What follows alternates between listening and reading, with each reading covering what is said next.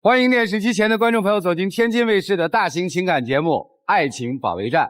哎，看看今天我们请到的几位情感导师是谁？他们是情感导师于波红老师，欢迎；情感导师周小鹏老师，欢迎；情感导师雷鸣老师，欢迎；情感导师陆琪老师，欢迎。来了解一下这对嘉宾的基本情况，请看。我们从认识到结婚已经4年了。结婚前，我觉得我老公是个特别好的人，脾气好，性格好，对所有人都好。但结婚后，我觉得他的好却成了我们这个家庭的负担。他特别喜欢借别人钱，甚至还人傻钱不多的去替别人担保，最后自己还不上，还要我来帮他补窟窿。他对于钱一点概念也没有，对于未来也没有任何规划。我真的不知道该怎么和他过下去。有请这对夫妻，有请。男嘉宾马先生29岁，来自陕西，自媒体；女嘉宾马女士30岁，来自江苏，英语老师。有请两位，有请。欢迎两位，欢迎两位。不是，借我200块钱呗。您说什么？我耳朵不太好。哎呀，怎么这样？那你可不行啊，你没我老公好呀，借钱都不愿意。我跟你都见过一面，你都见过我，咋不愿意给我借钱呢？人家主持人为什么要莫名其妙借你钱啊？那你也知道主持人莫名其妙借我钱啊？厉害，这老师，你看上来先情景演绎，这是你老公干过的事儿？那肯定啊，我们俩是属于游戏奔现。结婚之后，他原来不只是对我好，他对所有人都好。对陌生人都好，比如说我们游戏好友，可能只跟他打过1把游戏，别人开口找他借200块钱，他就借。不是，那是因为我们已经玩了一段时间了。那我觉得这个人跟我玩的时候特别开心。你认识别人吗？那人家现在有困难呀，当时说的就特别好，我也不知道他会不给我还。哦，那你还能再借一次。有一个男生能开口借50块钱，我都跟他说了，我说一个男生找你借50块钱，那肯定是没有钱还的你的呀。确实借了哈。啊，借了呀，然后50块钱借了。笔借我一下，你把你的游戏 ID 号给我一下，我加你好友。赵老师，我帮你记下来吧，您告诉我。反正就借了，对吧？对，50你也借，200你也借，这是250啊。对，那是250啊，确实呀。我请问一下，你借多少钱给你的游戏好友了呀？借了多少钱？说。4、5千块钱吧。4、5千块钱是小钱吗？问我呀？对，我问你，就是我口袋里连50块钱都没有的人，当然是大钱了，怎么是小钱呢？这还要问我吗？对不对？大钱，大钱，确实大钱。我借的时候确实没有想到他们不会还啊。然后呢？现在没还怎么办呢？是要我替你去还呀，哥？然后呢？还有一个是我跟他一起认识的一个网友，别人这开口就不是4、5千块钱了，他给我们借房租。借了7800块钱。那个朋友他也是他的朋友，我们也玩了很长一段时间，也有微信。过节的时候，经常就给他呀，给我们一起发那些红包呀、祝福什么的。那当时他收钱的时候，他收的也挺开心的。他现在有困难问我们借一下钱，那我为什么不能给他借呢？我都说了，他是网友，你怎么知道对面是什么样子的人？那现实中万一是个老赖呢？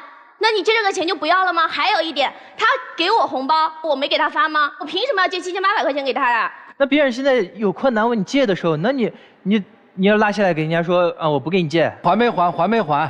还了，是还了，半年还你1500，我再半年还你1000。别人最后是不是给你还了？都还完了吧？那还有没还的账呢？还把钱借给谁？这钱是他借给他姐开淘宝店的。主持人，这个事情是这样子，因为我姐之前她干过这个服装生意。然后他现在就是因为资金的问题，然后需要3万块钱，他现在需要帮助。那你借钱的时候怎么不跟我说呢？我如果跟你说了，你是不会同意去借的。我为什么不同意借钱啊？我是什么尖酸刻薄的人啊？因为他姐姐之前开了一个店，开了一个服装店，但是倒闭了，又一直在赔钱，然后他这个货款也没有清，然后他又跑去跟他弟说他又要开网店，账单你都没清，你又往外借一笔钱，那就是因为他现在的这种，你是增加他的负担吗？还增加你的负担呀？就是因为他现在这种情况，所以我不能跟你讲。我跟你讲，你肯定是不愿意给他借的。啊，行，那我就问他什么时候把这个钱给还了，这个没有问题吧？没问题，没问题。对，你看你姐说的是什么话？发语音我没听到吗？那天我发语音的时候，我自己拿他手机录了个屏，我今天还把那个屏给拿过来了。现在年轻人这么自己听听猛啊！看。我坐这儿，我越讲越生气，真的，我就想不通了，就这点钱，就一个劲儿在那说。那我现在都成这个样子了，浑身的胀，那怎么弄？把我逼死啊！他就那么尖酸刻薄，就非得这会儿我给他还，他缺钱吗？一进你们家，你到处都是东西，又不光你一个人花钱，把那些东西全部加起来都能卖几十万了吧？反正你们就逼我吧，反正也不是说你逼我吧，你就让他逼我吧。看着他，我就觉得茶里茶气的。一开始你们俩结婚，我都觉得他就不配你。反正你俩现在就是，你虽然是我弟，反正你俩现在结婚了，你俩就是夫妻俩，现在就不管我死活呗。我现在反正豁出去了，把我逼的，反正我没办法，我就是不还，你能把我怎么地？你就问他能把我怎么地？你也听出来他是什么听出来？听不出来？气话呀！我只是问他什么时候还钱。是。他就说我要把他给逼死。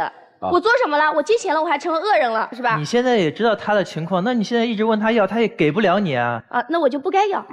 行，这个姑娘，我一开始觉得你逻辑还挺清晰的。听到这儿，我发现你完全是一个情绪控。那比如说，来把那个图拿回来。我要生气的是下面那个，下面应该是老公回的吧？我当时也不知道他是这样啊，他现在天天因为这个事儿跟我吵，都快烦死了。我要在意的是这个。他跟我说过了呀。就是当一个家里面的人用这种方式去描述你的时候，你的先生是赞同，你应该更多的愤怒来自于对他，而不是对于他的家人。你把这个主次关系搞清楚，咱这事儿就过了。如果没有记错的话，说什么他给别人担保是怎么回事？那个情况是这样子的，是我哥想开一个那个烧烤店，把他的怎么样经营的模式啊，或者是怎么服务的这个流程全都给我讲了，然后我才去给他担保的。我觉得正常人来说，你能替别人担保吗？而且你哥说你要创业，那你创业了吗？那钱呀？他没有收入，那他老婆孩子全都指望他吃饭呢。等于说，没结婚之前你借了钱，结婚之后我还要陪你一起养孩子、养哥哥、养老婆，替你还这一堆债，是不是？这是婚前吗？一开始是婚前替别人担保，然后呢，但是结婚了呀，他哥才把这个钱用完之后还不上的，那不是应该就成了我们两个人的债务了？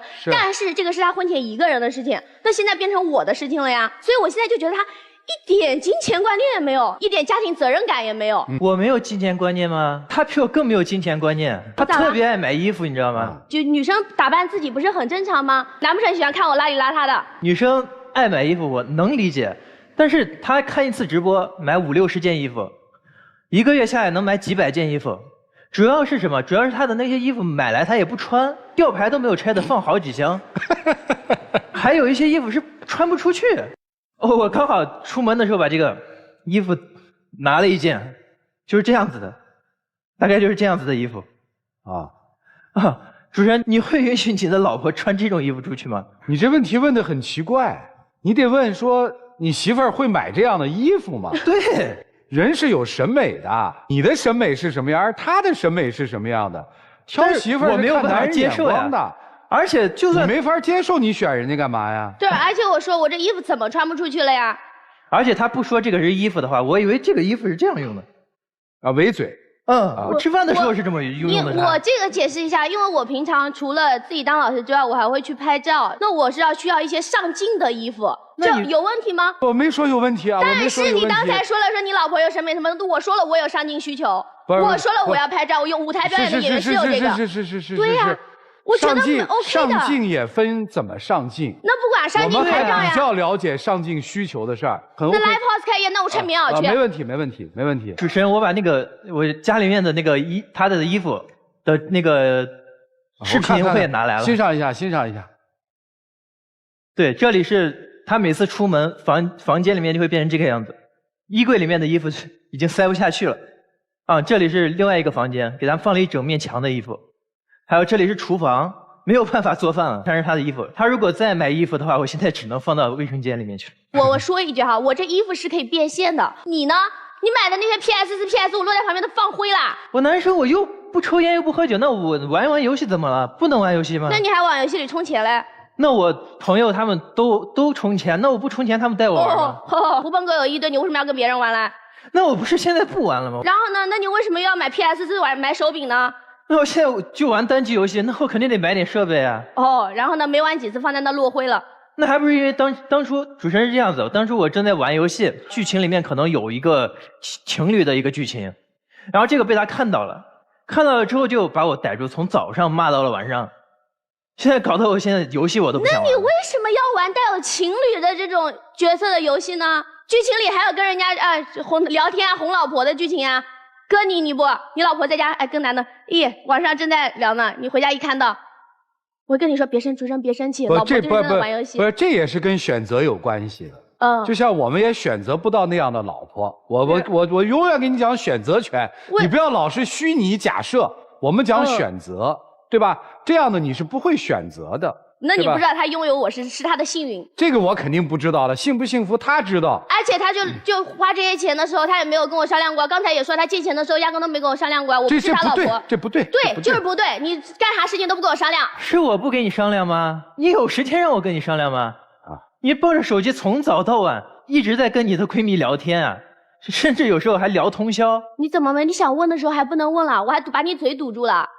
主持人，上次我开车的时候。突然想起来有一件事情要跟他讲，然后我刚跟他讲了一句，他说闭嘴。哎，不是，你不觉得打断一个人说话语音很烦吗？我正在说话，你啪把声音插回来，我都忘记我前面说的是什么了，你就不能等我把语音发完再过去吗？我问个问题行吗 ？OK。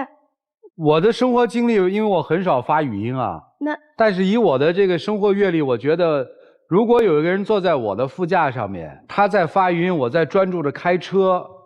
我不知道他这个时候是发语音还是在干嘛，我随口说一句也不是一个什么天大的事儿。不是，他打断我，他说他有事情要跟我商量，然后我正在给我闺蜜发语音。不是，你这个脑补的有点多。他都没说什么，你怎么知道他要跟你商量？他刚才说了，根本不管我要说什么，所以不重要，重要的是男生他说这个问题，实际是说在现实生活里面，你有一点点漠视我。对，说的是事儿嘛，是漠视我嘛。每个人都得有自己的好朋友吧？有好朋友也不用一天24小时聊天吧？而且从认识你到现在，你一直都是这种状态。我为什么打游戏，也是因为你一直抱着手机的。那我为什么跟我闺蜜聊天，都还是觉得你提供不了我情绪价值呢？还有一件事情，主持人，我们蜜月旅行的时候，别的情侣蜜月旅行选的是云南大理、三亚这种地方，对不对？她选的地方呢，因为她闺蜜想要去拍雪景。然后她就要跟她闺蜜一起去零下40度的延吉啊！蜜月旅行那地方我们不说啊，确实是带着闺蜜去的吗？对，而且她带闺蜜就算了，我出去就像他们拎包的拍照的工具人。因为我跟我闺蜜认识10几年了，我们每一年都会相约出去旅游，然后一起出去玩什么东西的。这个不存在说我认识她之后我才是这样子，因为我们每一年都出去，然后可以拍拍照片啊什么东西的。不是，这到底是个蜜月还是闺蜜旅行？就是顺带，因为她在北京，我在武汉，每年都约好了结婚这件事儿是个挺大的事儿啊，对吧？我要跟我的老公去蜜月旅行了，对吧？我跟我的闺蜜每年都有闺蜜旅行，那为什么正好卡到时间一起了？那就为什么不能一起呢？我甚至觉得我不去都可以。那你还去？那没办法，那我的蜜月旅行，那我肯定要去的。那就没办法了。那他兄弟叫他的时候，他不是砰砰就去了呀？那他还在说我，而且他兄弟真的是他兄弟说什么就什么。他兄弟说要搞个游戏工作室，他说哎，我来给你贷款搞游戏工作室。那不是因为你天天在因为这个经济的问题一直在跟我吵，一直在我耳边说，那我不是为了赚钱吗？啊，你赚钱就要去贷款，你天天在那异想天开呢。我去创业，我肯定是需要资金的呀。那你不能脚踏实地的干，不能先找一份工作吗？而且你知道吗？咱俩现在还是租房子住耶。租房子住怎么了？这个房子住腻了，那你换一个环境不好吗？主持人好吗？让你跟你老婆两个人，一会儿这里换个环境，那里换个环境，这里换个环境。你今年多大呀？我今年29岁。我倒觉得没问题。没。40岁之前过这样的日子特别浪漫。这话都是一模一样的，你们俩简直是太契合了，不加个好友都说不过去，真的。是，我们肯定再加好友也不会去搅和你的蜜月的，这你放心好了。然后你们度蜜月的时候，我们一定是那得交上你啊，多契合的兄弟。新认识的朋友，忘年交。是，你还知道忘年交啊？你知道忘年交，你要对老同志稍微尊重一点啊！我不，你说的每一句话都是把我当成了一个19岁的小伙子呀，我可不是了。没事儿，这不重要。这个是我你说开心了就好。不是有的时候我职业原因，你的职业是什么？英语老师。而且我当时有问他，你说40岁之前这样子挺浪漫 ，OK？ 那我退1万步来说，我很赞同。刚有问他，我说那我以后生了小孩，我也跟着你左飘右飘吗？小孩连个学也没有上，不固定的。所以说他现在是对未来没有任何的规划，对这个钱也没有任何的观念，对工作也没有任何的想法。那咋过呀？未来的事情你们怎么知道啊？那未来说不定那确实未来是。你以前做什么工作的？我以前是开饭店的。现在呢？现在一直陪着他。那你钱从哪儿来呢？因为我做自媒体嘛，然后就有时候做一些推广什么的。哦，现在家里面的主要经济来源是你还是妻子啊？他比我多一些。哦，多少？多1半。行，那今天来的目的是啥？我说这么多，他不得改啊？重点要改哪些？借钱这个东西，以后你跟我商量一下，我说 OK 了，那你再去考虑你接下来的事情，那懂吗？借钱要商量啊。对，第二个，你这些外债，我不想在你家里面做任何的恶人，希望你自己去把这个债给我要回来。第三个，你的工作，我希望你不要漂浮在天上呀。什么叫眼高手低呀，异想天开呀？完全就是形容你的，脚踏实地，懂吗？听懂了吗？听懂了。能改吗？改不了。听懂了吗？听懂了，但是两个人过日子，对不对？还在那讲条件呢。2个人过日子，我觉得你现在脾气也是越来越大了，颐指气使的，一直这样把我当小孩一样骂。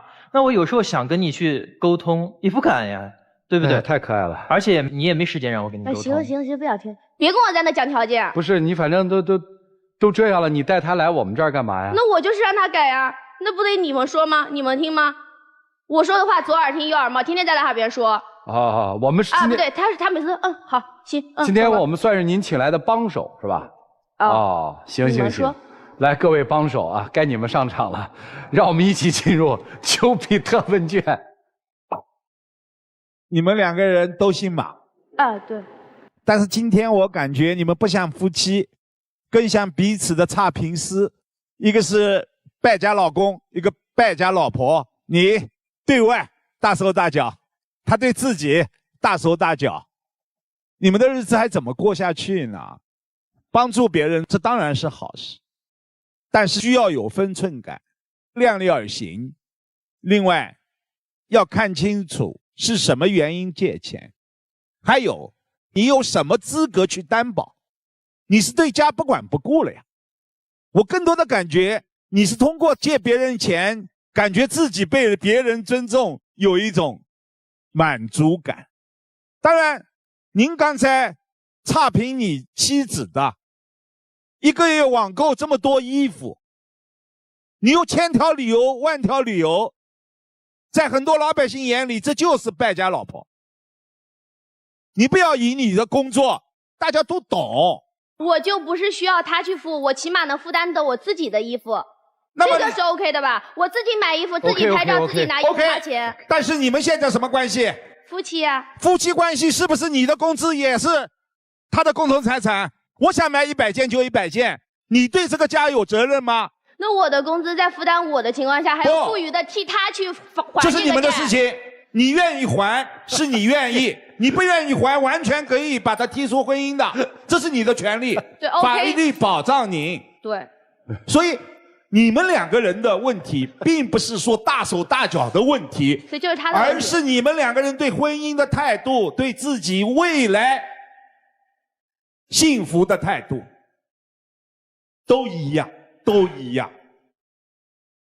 我们说夫妻关系又称为亲密关系，你们2个人的夫妻关系毫无疑问是假性亲密关系。但是生活不是游戏，你们这样是过不下去的。就是我吧，干了一辈子心理学，我这时候插一句话，不是买东西这事儿。刚才于大哥说你们这婚姻可能走不下去那个瞬间，女方急了，女方立刻就在开始说我为婚姻做了什么。你有没有发现你老公淡定如水？因为他一直就是那个性格。是性格吗？对，真的就是我平常骂他，他就是。一说到离婚你急了，人家可是心如止水哦。来，周老师。至少我作为一个旁观者，我觉得你完全不尊重你自己的选择。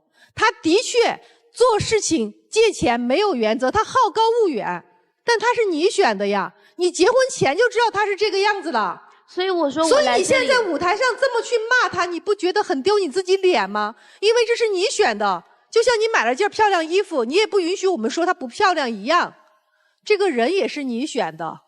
婚姻是什么？婚姻不是爱情，爱情是我喜欢你，你怎么样都行。你这个人即使有那么多不好的没关系，我爱你就可以了。但婚姻有责任的，有经济的责任，有共同抚育未来双方父母养老的责任，还有可能你们有孩子以后有孩子责任，还有一个家里的亲戚朋友的责任，你们可能都有。婚姻有一大部分是社会责任，你没想过吗？如果你真的很爱他的话，如果他真的是一个不知道怎么去相处关系的人也好，你可以引导和教他。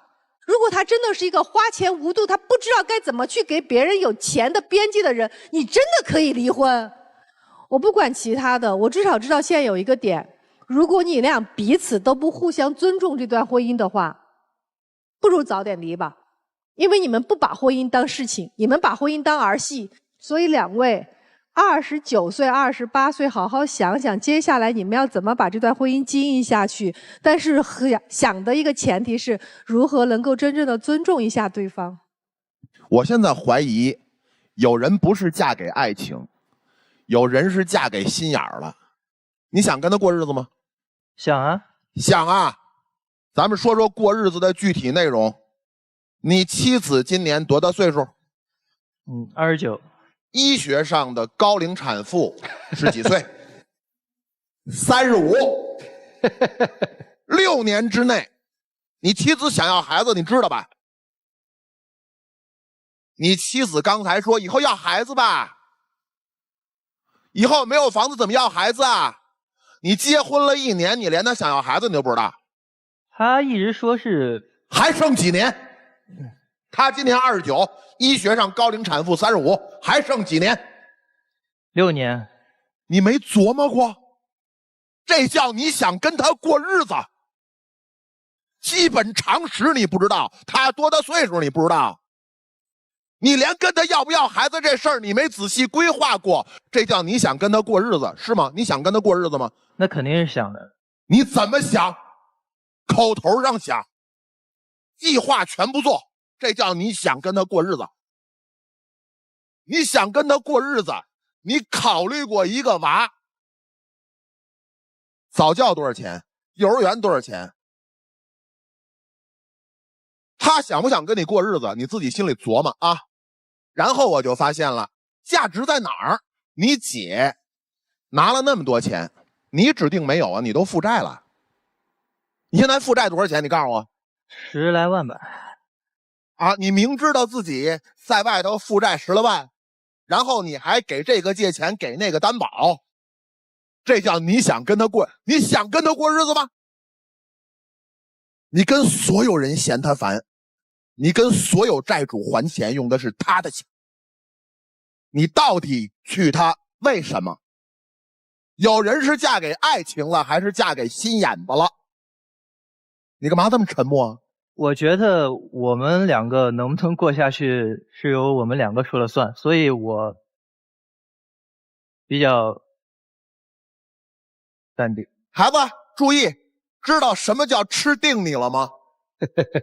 好，我说完了啊，我可能在这胡说八道啊，我主观臆测了啊，我希望你们幸福百年好合。小伙子，我问你2个问题啊。第一个，你姐有房子吗？没有。你哥有房子吗？我哥有。啊，你有房子吗？没有。你觉得谁困难？都挺困难。都挺困难的。有房子的不困难，还是你困难？我困难吧。啊，所以你是真的去帮助困难的人吗？那我当时是觉得他需要我帮助。对，而且所以稍微理清一下，你就发现跟困不困难没关系。你的问题在于你认为他需要你，对吧？你所有在帮助人的过程当中，都是因为你觉得他需要你，对吧？对。那为什么那么多人需要你的时候，你都会愿意去帮助人家？是因为你人好吗？也不是，因为当时说的时候，我觉得挺有道理的。对，因为他对你的需要触发了你内心的某种多巴胺，对吧？差不多啊，所以我们稍微挖一下，从第一性原理里面你就发现，你在所有这件事情上，不是因为他是个老好人，或者说他人特别好，而是因为别人对他的需求、对他的需要，会让他感觉到自己的存在价值。这是他在生活里面的第一逻辑。有的时候不要自我感动，你其实是丧失了自己生活原则的人。到最后，你看，你想让所有人都需要你，然后你觉得我在所有人的面前都是一个拯救者、帮助者，但到最后为什么所有人都在欺负你呢？你生活的原则已经丧失了，这是你现在生活落到现在这个状况的一个本质嘛。为了一时的存在感的满足感，而丧失掉了生活里面真正的原则，然后你不断的逃避争斗，到最后你不会拒绝。所以要看到自己的一个人格缺陷和自己的能力的缺失。我说这个东西你可以认同吗？可以啊。好，姑娘，承认自己有错很难吗？有一点。那你觉得在这个舞台上，你对着主持人上来就指着他鼻子这么说，是对还是错呢？不对。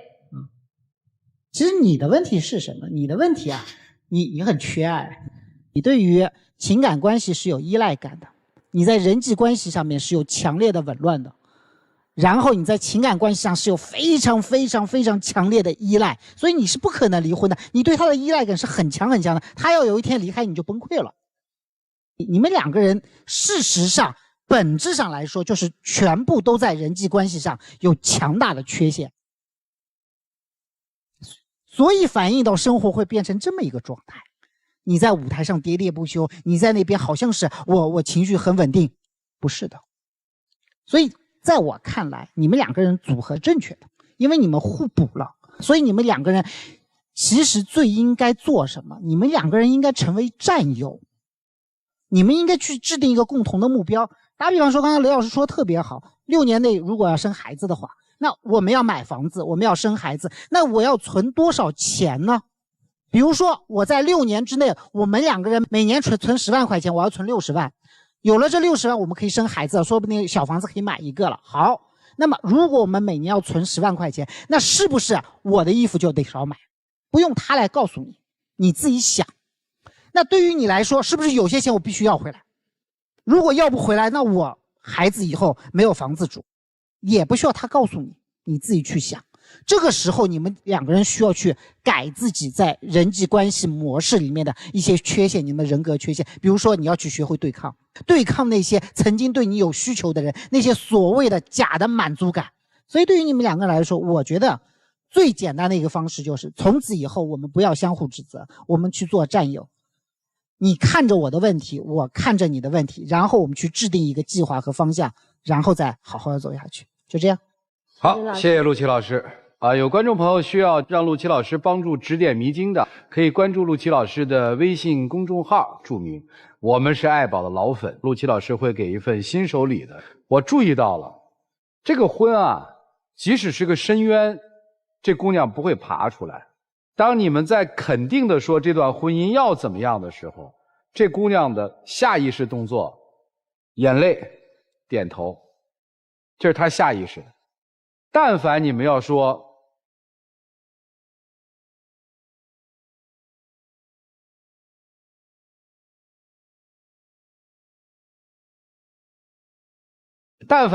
这个婚姻是向一个不好的方向走的时候，它就像刺猬一样就弹出来了。所以你要考虑为什么你对你的婚姻有这种心理状态，自己去考虑一下。姑娘，刚才你一掉眼泪，你老公立马过去给你递纸巾，那瞬间你幸福吗？你现在身上在我看来缺乏的是什么？你最缺的其实是自信。我相信你先生的生活经历和生活阅历，你先生在某个层面是可以引领你的，没别的了。一起进入192就要爱真情60秒。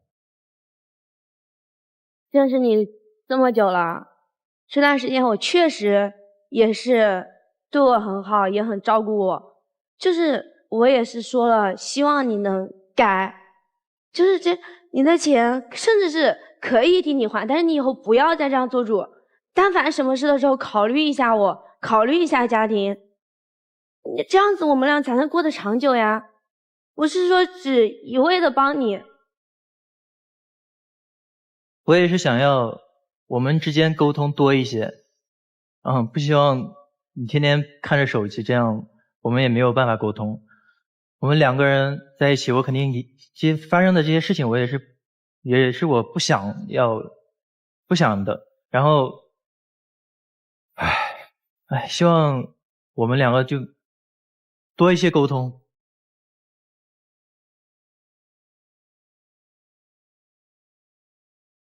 谢谢两位，请回吧。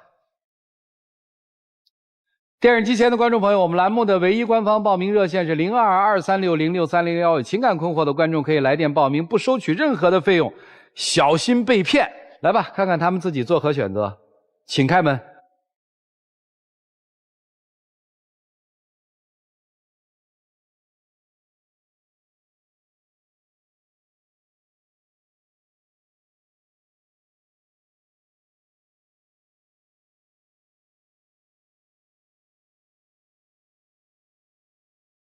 来，我们一起见证这对年轻夫妻的浪漫时刻，请见证。就是希望你以后在做什么事情的时候都能考虑到我。他也希望你以后不要当小孩一样凶我。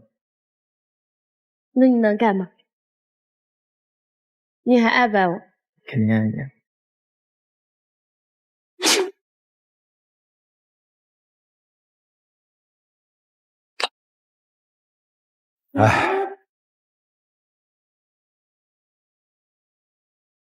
请亮灯。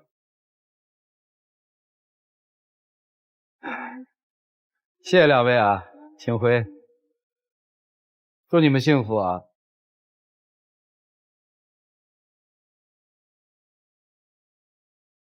谁听见刚才他们俩说悄悄话了？那个满场说我又能挣钱，我长得又漂亮的人，最后问你还爱不爱我？这就刚才特别想说的，就是在一段亲密关系当中，有一个人发出了说你还爱不爱我这种特别不确定的提问的时候，这关系就是已经出现了严重的问题嘛，感受得到了嘛。来，我们了解下一对嘉宾的基本情况，各位请看。我们办婚礼到现在已经6年多了，由于当初我俩呢也是闪婚，婚后啊我才发现我老公是一个特别不靠谱的人，每天就知道做一切不实际的梦。我承认这些年我确实做了很多错事，可是我也不想的，他打我骂我我都认了。我为了这个家在不停的奋斗，可是他倒好，就知道败家。这样的日子我和他真的是过够了。我知道我老婆为了这个家这些年真的很不容易，我只希望她能够再给我一次机会，我一定会好好弥补她。有请这对嘉宾，有请。男嘉宾于先生34岁，来自吉林个体；女嘉宾樊女士33岁，来自吉林个体。有请两位，有请。主持人，各位老师好。又来一败家的是吧？对，主持人。谁败？对，主持人，我不败家，谁败家？他败家是吧？对，我老公特别败家。啊，咋败家呀？说说吧。我和他呢，2017年在网上认识的，6、7个月就已经闪婚了。他结完婚，本性就开始已经暴露了。刚开始认识的时候，这小伙瞅着挺稳当的，有工作。但是呢，我俩办完证之后，他可倒好，天天打游戏，结果给这工作也打没了。就靠我自己来维持这个家的，你说生不生气？生气。这个打游戏吧，它不光是打游戏，因为我做这个培训师嘛，当时那个店也培训到尾声了，就是裁员这块也裁到我，因为我这个培训费也挺高的，所以说我这个打游戏，我是想着做一个第二职业，做一个副业。因为我朋友打游戏，专门是做这个游戏主播，收入也挺可观的。你看别人干嘛呀？把工作也打没了。我跟他我都老生气了，一天都上老火了。别老上火。他说打游戏不是他想作为一个职业吗？他后来去做了吗？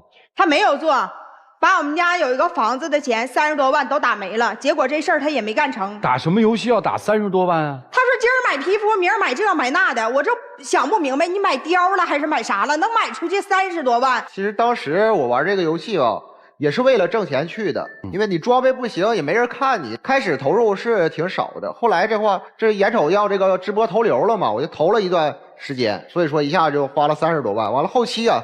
哎，这号还封了，完我这窟窿不违规怎么会封号啊？啊，也是有违规的地方了。主持人，你说他气人不气人？这当然气人了。我也挺生气，我当时把我们家桌子也周了，照片我也都扔出去了。我把他手机也砸了，我给他2个大嘴巴，我也说你别回来，咱也别过来。我上我妈家住去了。哎，他倒好了，找我妈，又求我妈，又这个那个的。后来这找我丈母娘，完了跟我丈母娘说了，完我大姨子那块也帮我说话，完了我俩才好的。主要他也原谅我了，这不原谅了不就没事了吗？不是说原谅的事儿，那不是发现我怀孕了，我寻思我要有了孩子，我俩能稍微的好一点。人哪有不犯错的，我也能理解，那谁都想挣钱，但不是说异想天开的。完之后因为我怀孕了，我觉得第一次犯错我能理解，给他一次机会吧。完我就生了我闺女，我闺女现在已经3岁半了，但是她还是死性不改呀。你说我这为了还她，还有一点点这个贷款和这个她欠别人的钱，我黑天白天上班，我是做个体的，我做美容行业的，我确实我也是挺不容易的，不容易，因为要付出很多的辛苦。我记得怀孩子5个月大的时候，我自己上天津，我开车，高速上他前面有撞车的时候，我那个车急刹车了，当时也给我自己就是这个肚子，因为不是特别大嘛，碰了一下。当时我也挺害怕的，车上的所有东西都推到了前面，还好是没有出事儿。这包括我都快要生孩子了，我白天还在工作，我晚上去生的孩子。我出了月子28天，我第29天的时候我就已经上班了。我为了这个家，我辛辛苦苦的。我怀孕这个期间，他还是不上班，他还是这样。结果他干上什么了？不玩游戏了，他改了，他干啥了？干榜一大哥了，刷快手、刷抖音，给人刷礼物，一下刷出去70多万呢。不是你什么情况啊？因为这个当时我就是接触这个自媒体了，我当时觉得干个网红带货不也挺好吗？咱这也能挺说会说道的。完我就是网上认识这些主播朋友啥，他们都几百万粉丝。说那啥，你前期认识我们，你得给我们刷点礼物，占个榜啥的，完了涨粉快。当时也是，哎呀，我没寻刷那么多，就是开始这一个膨胀的心理吧，开始能站住榜。后来他这个粉丝量上来了10多万人，这家捧我一上来说，哎呀，哥来了，我夸，当时这也是上脑了，这一下膨胀心上来，我就歘，我就一人点，这几个月下来一下就把这个透支卡呀，把这个朋友借的这几10万也都刷里去了。当时我也没想到，完了。哎呀，刷完之后我都拍大腿，我这老上火了。我寻思我当时我也想过不好的想法，我寻思孩子这么小，家里还有老人啥的，我说我还是告诉我媳妇儿吧，我也没路了。当时，主持人，我跟你说，这是还不上了，他回来才跟我说的。短短的5、6个月时间，他就刷出去70多万。我要不查他手机，我根本都不知道。我今天都把证据带来了，我让大家看看，看到了吗？3月、4月、5月，你看看你刷出这是多少钱？我当时我都没想到能刷出去70多万，30多万我刚给你还完这些尾款，你说你要整出这些啥家庭啊？你自己不挣钱，你父母也没有钱，你就靠我还整个孩子，奶粉钱你不出，尿不湿钱不出，你啥钱不出都靠我。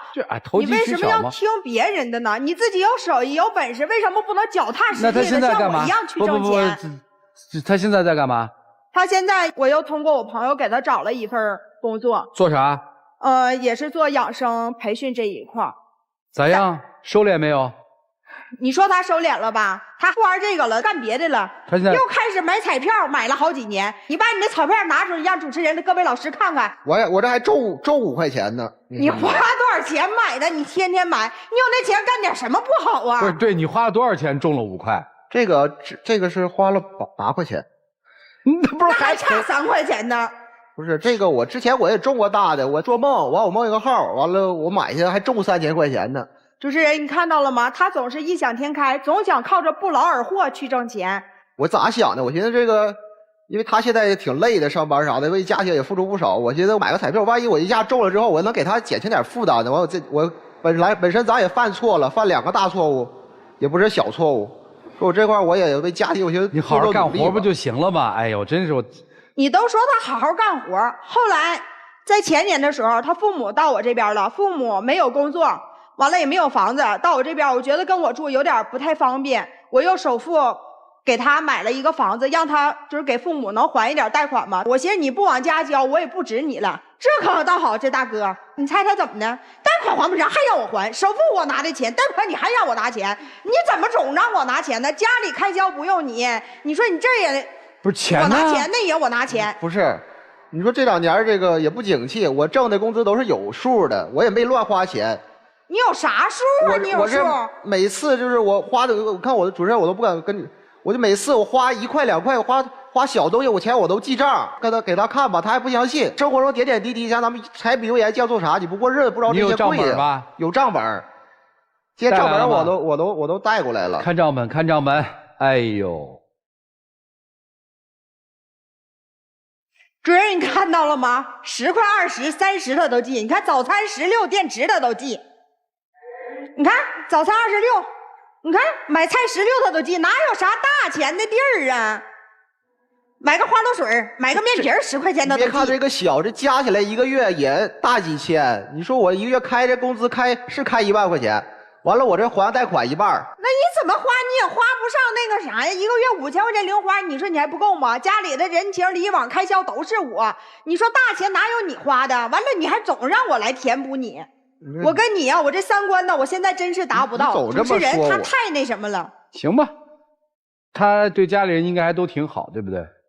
主持人，你要不提这个吧，我都不想说。你一提这个，我更生气。我怎么老往人嘴里喂呢？你说？对我妈，那是因为我俩吵架了，我不跟她过来，她去能给我妈买最多200，不带多买的。对我婆婆，我婆婆有病了，腿走不了道，她也不领去看，我领着去看腿去，领找医生，我给花钱，我给接，我还给送饭，她从来都不问。她在亲情上这方面，好像就跟她没事人一样。她觉得，哎。好像我不用管，那不是他亲妈。过年过节，他妈的金耳环、金项链、金手链、金戒指，全都是我买的，他一个都没有买过。我都觉得他好像有点没良心。不是这块我说一句，因为啥？你看一个男的工作早出晚归的，他的工作还挺闲着，所以他有时间他管不也很正常吗？那我这块真的起早贪黑的上班，完了我也没啥时间，就是顾家里这些事儿。咱俩有一个人去不也挺好吗？但是我能不想吗？很多事儿我都想，但是咱们能力有限的，我现在挣不来那些呀。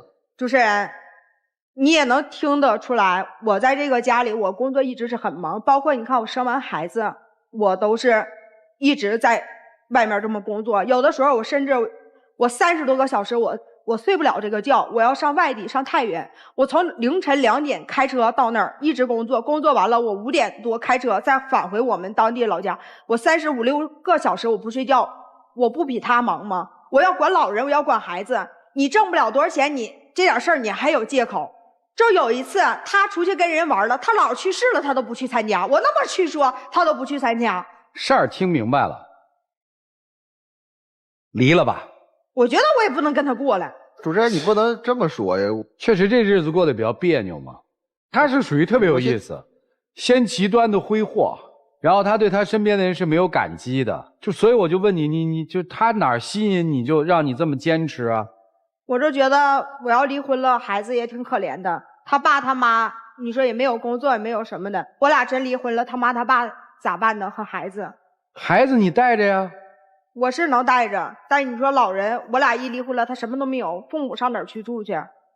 我可能就是一味的软弱，心疼老人和孩子，完觉得这个家要是真是离婚了，孩子我觉得挺可怜的，就是可能他抓住我这弱点了吧，他一味的这样的。那你今天来的目的是啥呀？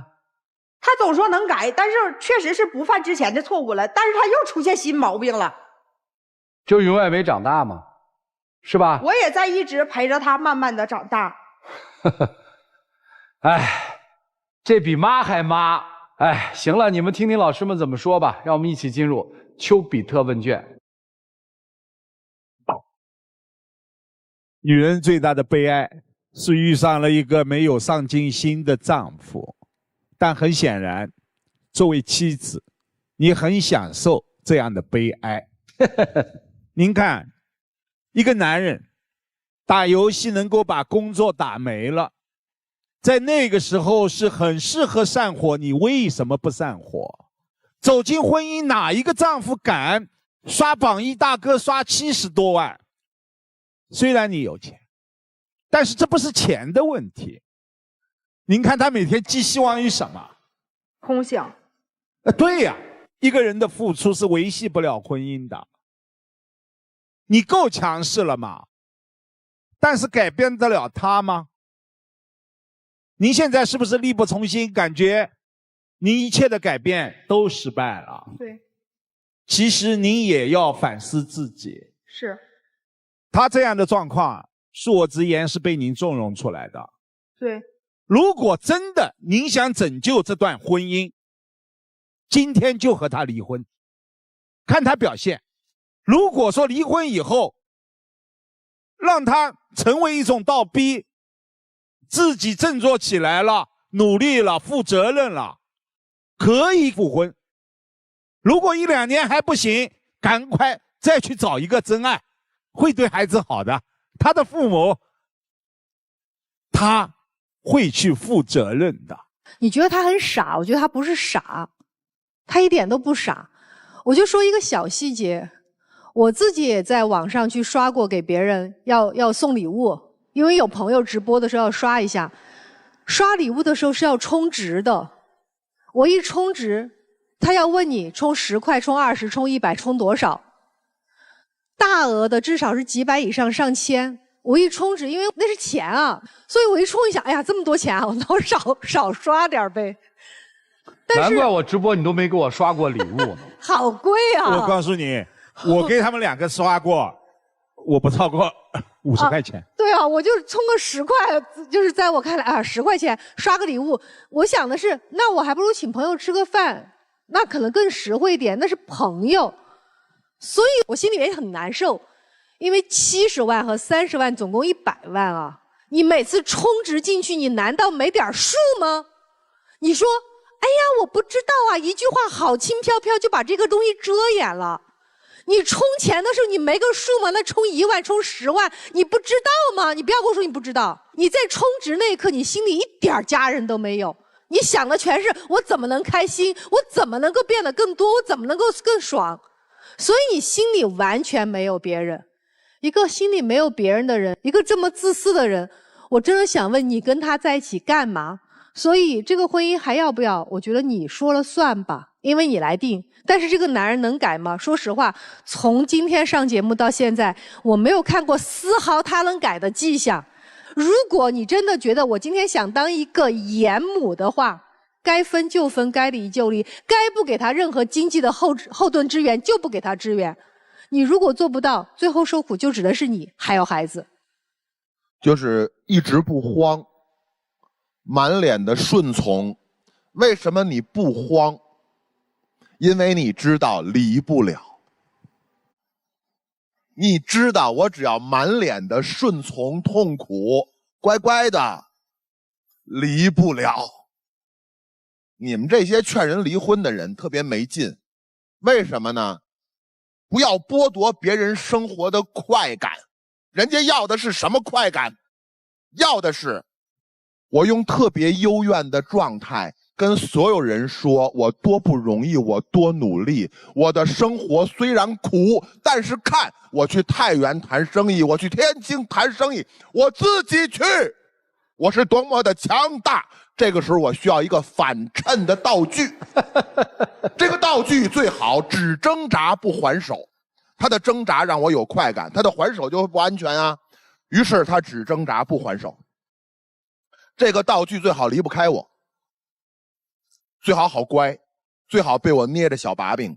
他刷成了榜一大哥，刷出70多万，这是个，你放心别慌，你的存在是你妻子在生活当中奋发向上的阳光和快感来源，你别慌。他点头了，我讲明白了吗？我讲明白，您也不用假装一定要离开他。有些人来我们这儿是真的痛定思痛想离婚，有些人来我们这儿是所有逻辑判断我真的该离，但我又不想离，我去爱情保卫战，给我不离，在我自己心里找一台阶儿。雷老师，我也是奔着您来的，您千万别，就是给我一个您千万别判断。我这人实话，我不给您判断，有快感自不离，而且您也不用特别不好意思。您跟樊女士结婚了，您的生活是好多我见过好多成年男性的生活，一生给自己的家庭提供的贡献一个细胞。除了这个细胞之外，只给家添乱，不给家帮忙。但是自己的老婆看着自己的孩子，就得给自己一口饭吃。就是您还很乖呀，我还见过吃着这口饭还跟老婆动手的，我都见过。所以不寒碜，好多人的生活状态就是这样的。我只是告诉您，您不慌，其实也不用我说，您自己就不慌，对吧？您一点都不慌。没了我，你哪儿找那么好的反衬去？趁着你能干，趁着你孝顺，然后能衬托出你对我妈比我对我妈都好，然后你跟每一个人都忍不住说的时候好冤，每个人都给你足够的同情和认可，不就是因为有我这道具吗？要不然该有10分快感，你只能得7分，不是吗？所以离不离您看着办，您来到这儿也不一定是为了离婚，所有存在的自有合理性，这是我自己的，所以你别劝人离。是，多不好意思。我们傻。在这个问题上，那雷老师真是一盏明灯啊，啪亮了。来，陆琪老师，日子都是自己的选择嘛，对吧？对。哎，你存下钱了吗？存下了。存得多吗？还可以。还可以啊。这个钱他拿得到吗？现在？他拿不到，因为他也不挣钱，他也不给我钱。是啊。我觉得你现在应该跟他离，你跟他离就可以分他存下的钱了，一半是你的。我不会那么做。不，你琢磨一下，你现在跟他离是你最高收益，因为你跟他一辈子，你这辈子可能也拿不到他现在存下钱的一半的钱了。你琢磨一下啊，这是个好点子。我不会的，陆琪老师。姑娘，你知道一个人为什么这一辈子过得不好吗？3个毛病。第一个叫懒惰，第二个叫软弱。姑娘，你能存下多少钱，那不是你的本事，是时代给你的。你今天是能挣钱，明天你又不能挣钱了，你觉得这个男人还会跟着你吗？你觉得这个男人还能照顾你吗？他今天怎么对孩子的，他今天怎么对妈的，他明天就怎么对你，甚至可能还不如。为什么？因为你当时没有妈对我那么好。所以如果有一天你不能挣钱了，你倒下了，请问这个男人会怎么对你？孩子跟他在一起，像他，学他，他是怎么对妈的，未来孩子就怎么对你。孩子不跟他在一起，他像你，他学你，你是怎么对别人，你是怎么奋斗的，孩子就是怎么样。你说你孩子应该像他呢，还是像你呢？像我一样。那你为什么要把孩子留在他身边？离不离婚是你的事儿，未来的生活也是你的事儿，自己想，就这样。有很多观众朋友说，陆琪老师解决问题很有一套啊，他们想找陆琪老师有没有特别简便的方式？陆琪老师给回答一下。可以来加我的微信公众号。微信公众号上搜我的名字就可以了。微信公众号搜索陆琪。对。而且爱宝的粉丝过来，我还给送一个礼包吧。让我们一起进入192就要爱真情60秒。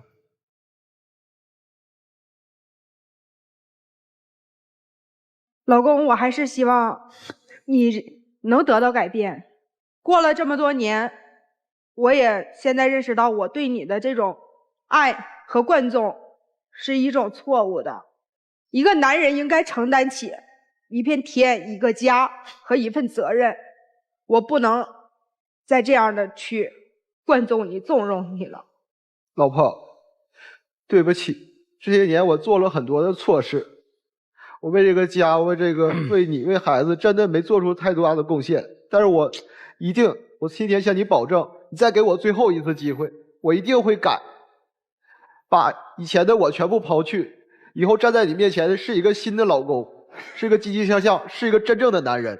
我希望你能再给我最后爱你一次的机会。我真的不想失去你。谢谢两位，请回。来，于老师，如果妻子真心是为了丈夫好，真的应该先选择离婚，男出女不出。他们会出来，但是也许他们的生活以后会真的要走下坡了，一定会都出来的。花无百日红，人无再少年。我一直想说，离婚得趁早，越拖越糟糕。该离的时候还是得离，是吧？来，我们看看这对夫妻作何选择，请开门。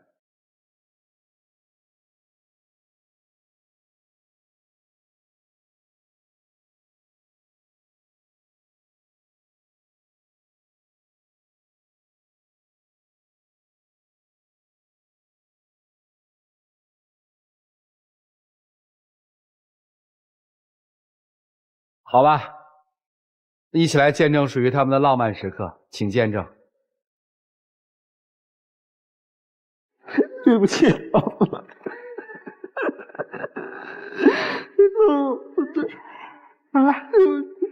改变自己，我以后不可能像以前那样对待你。为了咱闺女，咱们一起努力，为了这个家，好好对待老人，对待我，对待孩子。行了，日子还得继续过。哎呦，请亮灯吧。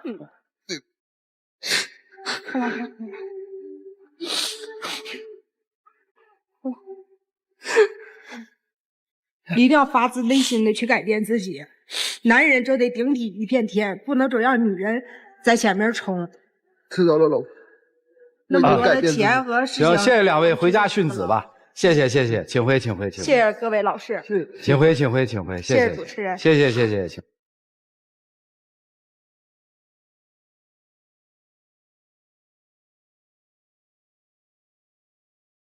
我都没办法开口真实的说出来，说祝你们幸福。